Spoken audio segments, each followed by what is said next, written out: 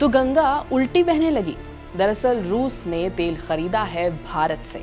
अब ये नौबत कैसे आई और आई भी तो इससे साबित क्या होता है, आज बात इसी पर। रूस अब थर्ड पार्टी ट्रेडर्स के जरिए भारत की नायरा एनर्जी से गैसोलीन खरीद रहा है, क्योंकि यूक्रेनियन हमलों के बाद उसके एनर्जी इंफ्रास्ट्रक्चर पर लगातार हमले हो रहे हैं और देश फ्यूल शॉर्टेज का सामना कर रहा है। भारत से कम 60,000 मीट्रिक टन गैसोलीन रशिया के लिए भेजी जा चुकी है। 2 टैंकर्स में, जिनमें 30,000 से 40,000 टन फ्यूल है, पहले ही रशिया की ओर रवाना हो चुके हैं। बेसिकली ये सिर्फ एक डील नहीं है, ये भरोसे का सबूत भी है। रूस, जो कभी दुनिया की सबसे बड़ी एनर्जी सुपर पावर्स में गिना जाता था, आज संकट के समय फ्यूल के लिए भारत पर भरोसा कर रहा है। तो आखिर ऐसा क्यों? क्योंकि भारत ने कभी भी अपने एनर्जी रिलेशनशिप को हथियार नहीं बनाया। वेस्टर्न प्रेशर के बावजूद दिल्ली ने स्ट्रेटेजिक ऑटोनॉमी बनाए रखी, भारत ने रशियन ऑयल खरीदना जारी रखा और मॉस्को की सार्वजनिक रूप से निंदा करने से भी इनकार कर दिया। रूस जानता है कि भारत उसे धोखा नहीं देगा, ना कोई सैंक्शंस, ना कोई पॉलिटिकल कंडीशंस, सिर्फ बिजनेस। नायरा एनर्जी में रशियन जायंट रोसनेफ्ट की 49% हिस्सेदारी भी है, जिससे दोनों देशों का ये एनर्जी रिलेशनशिप और भी गहराई से जुड़ा हुआ है। लेकिन रूस की मौजूदा स्थिति पर भी नजर डालिए।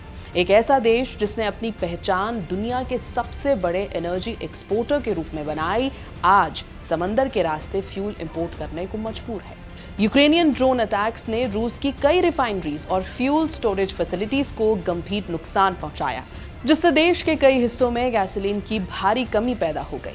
कई शहरों में पेट्रोल पंप्स पर लंबी कतारें हैं, कुछ इलाकों में तो राशनिंग भी शुरू हो चुकी है, और तो और सरकार वैकल्पिक इंतजाम करने में जुटी हुई है।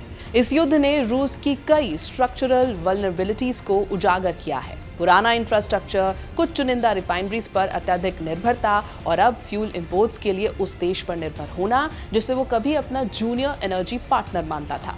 ऑयल मिनिस्टर हरदीप सिंह पुरी ने स्पष्ट किया है कि भारतीय कंपनियां सीधे रशिया को फ्यूल नहीं बेच रही। ये खरीदारी थर्ड पार्टी ट्रेडर्स के जरिए हो रही है, लेकिन तस्वीर बिल्कुल साफ है।